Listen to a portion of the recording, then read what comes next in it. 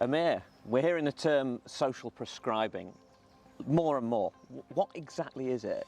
It's a great term, and what it refers to is getting people into community support within their local areas to benefit their physical and mental health. So that could be things like exercise programs, knitting groups, reading groups, even things like financial support as well that some people may well need, and advice around debt management.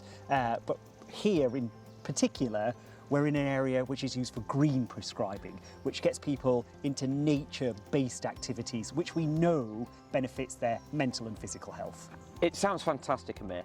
How are we going to get this everywhere, and what can wildlife trusts do to help? Well, I think from a health point of view, we've got to make it easy to refer patients in. There can't be any barriers, there can't be kind of any intermediate people that they have to go and see before they get to these green spaces. I want it to be so easy that a patient comes and sees me, I will manage their medical health condition as best as I can, and I will also say to them, look, here's a piece of paper, I think you will benefit from nature prescribing, ring this number up and we can get you there almost immediately. There has to be there can't be a gap really, that's where patients fall through a net.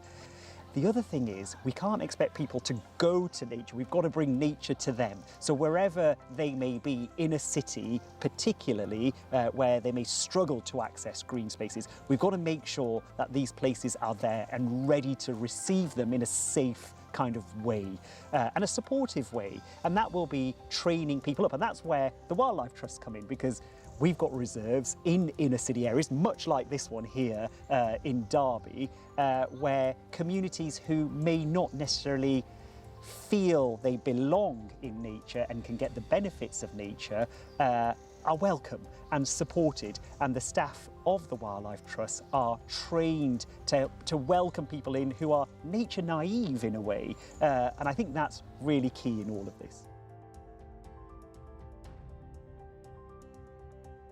Hi Emma, you are the Wild Wellbeing Team Leader for Derbyshire Wildlife Trust, and you have been doing some incredible work for patients who have severe mental health conditions and are inpatients. Tell us a little bit more about that. So hi Amir, yeah, we've been working in a unit which is a rehabilitation and a rehab unit, and we've been working to co-design a programme which has been funded through the Green Spring project as a test and learn site to co-design the programme with the health professionals and the Derbyshire Wildlife Trust. So we had one gentleman who came along who'd been in the unit for 2 weeks, but he wouldn't come out of his room for 2 weeks until he found out that there was a session going on about wildlife, and particularly about birds. And from the session he stayed out. He wasn't sure he was going to, but then he stayed out for the whole session. He was fully participating in the session.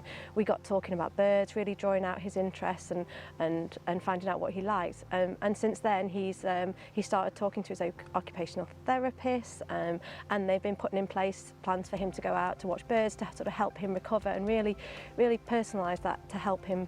It's just fabulous, that's amazing. Now, one of the other areas you're working in, and I know waiting room areas for hospitals and doctor surgeries can be a bit unruly, it's a bit like the Wild West, but you have been doing some work to help soothe those areas as well. We certainly have. So we've been capturing film and footage of nature and wildlife and some green spaces, and we're working with the audiovisual team at the hospital, and we've managed to get the film and footage of nature and wildlife onto the signage screens of over 70 signage screens around the hospital.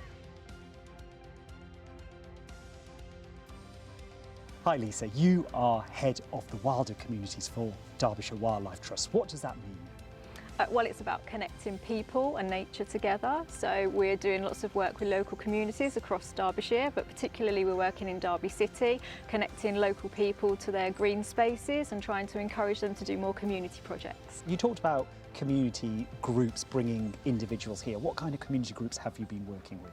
Oh, a whole range of community groups. So we've been working with groups that particularly work with women around domestic abuse and sexual violence. We've been working with lots of mental health charities. We've been working with groups who are refugee and asylum seekers. We've had some really good success stories where we've managed to pair up voluntary and community groups together so that they've formed a relationship, so that they'll go off to a different site and they'll start working regularly with a different organisation as well. So it's been really successful in partnership. I think that's That's the key thing. That's incredible. And all this work that's going on in Derbyshire, it makes me feel like you're slightly ahead of the curve in some ways. Why is that?